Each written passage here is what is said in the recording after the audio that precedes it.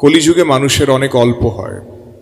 কলিযুগের বিষয়ে অনেক কিছু বলা আছে শাস্ত্রে, কি কি হবে। দৈনন্দিন জীবনে আমরা সেই সব জিনিস দেখতে থাকি। ছোট ছোট ব্যাপারে কলহ হয়ে যাওয়া, এই জিনিসগুলো আমরা দেখতে থাকি। টিভি চালালেও দেখতে পাই, এমনি সময় আমাদের দৈনন্দিন জীবনেও আমরা কিছু না কিছু এরকম শুনতে থাকি।